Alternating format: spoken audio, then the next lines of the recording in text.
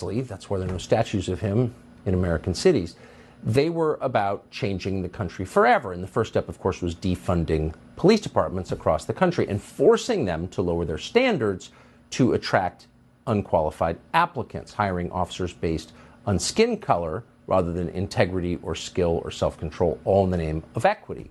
Now, does that result in better policing? Well, what happened in Memphis a few weeks ago is one indicator.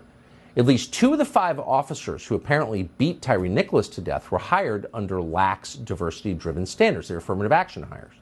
And yet, instead of admitting that, and it's true, the media are diverting attention from this fact by accusing these 5 officers, who are all black, of somehow being white supremacists.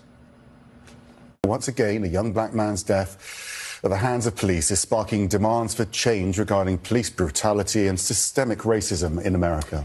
This is about structural racism. It's about white supremacy, but it's also about a system of toxic masculinity, patriarchy, and an overall system of oppression. So it is nonsense that black and brown officers have not been part of the problem of systemic racism and policing. Yes, racism, and the role it almost certainly played in the death of Tyre Nichols in Memphis. The idea that black and brown people can't internalize white supremacist tropes, narratives, ways of seeing the world is something that I, as a brown man, am telling you is just patently untrue.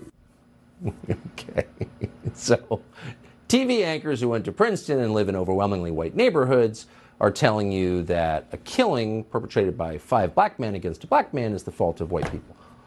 Okay. Meanwhile, in New York, a female agitator, a rioter, just punched 2 police officers, and the DA in Manhattan, Alvin Bragg, released the attacker from jail without bail. So you thought the whole defund the police thing had stopped? Actually, it's accelerated.